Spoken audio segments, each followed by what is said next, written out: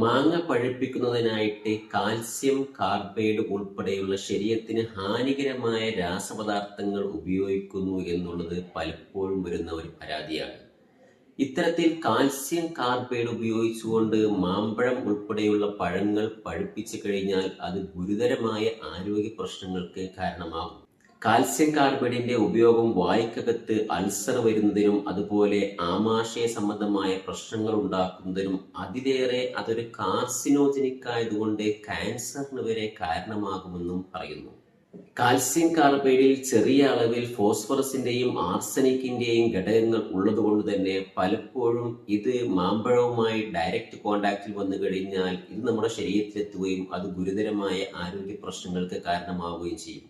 ആർസനിക്കിന്റെയും ഫോസ്ഫറസിന്റെയും അംശം നമ്മുടെ ശരീരത്തിലെത്തിക്കഴിഞ്ഞാൽ അത് പലപ്പോഴും കിഡ്നി ഫെയിലിയറിനും തൊലിപ്പുറത്തുള്ള അൾസറിനും അതുപോലെ തന്നെ തലകറക്കം, ഛർദി, അതുപോലെ ആമാശയ സംബന്ധമായ പ്രശ്നങ്ങൾ, പലതരത്തിലുള്ള ന്യൂറോളജിക്കൽ പ്രശ്നങ്ങൾ തുടങ്ങിയവയ്ക്കൊക്കെ കാരണമാകും. അതുപോലെ തന്നെ കാൽസ്യം കാർബൈഡിൽ നിന്നും വമിക്കുന്ന അസറ്റിലിൻ ഗ്യാസ് പലതരത്തിലുള്ള ആരോഗ്യ പ്രശ്നങ്ങൾക്ക് കാരണമാകും. എന്നാൽ നമുക്കറിയാം മാമ്പഴം, അതുപോലെ തന്നെ പപ്പായ, അതുപോലെ തന്നെ വാഴപ്പഴം തുടങ്ങിയവയൊക്കെ പഴുത്തതിന് ശേഷം മാത്രം വിളവെടുക്കുക എന്നുള്ളത് പ്രായോഗികമല്ല. കാരണം പലപ്പോഴും അത് നമ്മുടെ അന്യ സംസ്ഥാനങ്ങളിൽ നിന്നും ഇങ്ങോട്ട് ട്രാൻസ്പോർട്ടേഷൻ വഴി വരുമ്പോൾ അത് പഴുത്തതിന് ശേഷമാണ് പറിച്ചെടുക്കുന്നതെങ്കിൽ പലപ്പോഴും അത് ചീത്തയായി പോകും. അതുകൊണ്ട് പാകമാകുന്നതിന് മുമ്പ് പറിച്ചെടുത്തതിന് ശേഷം ഇങ്ങോട്ട് ട്രാൻസ്പോർട്ടേഷൻ നടത്തി ഇവിടെ വെച്ചും ആർട്ടിഫിഷ്യലായിട്ട് പഴുപ്പിക്കുന്ന രീതിയാണ് നിലവിലുള്ളത്.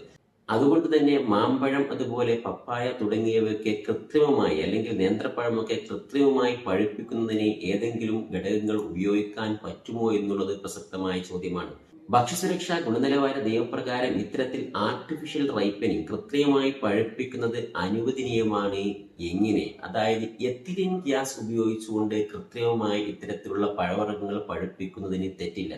കാരണം എത്തിലിൻ എന്ന് പറയുന്നത് നാച്ചുറലി ഇത്തരത്തിലുള്ള പഴങ്ങളിൽ ഉണ്ടാകുന്ന ഒരു ഹോർമോണാണ്.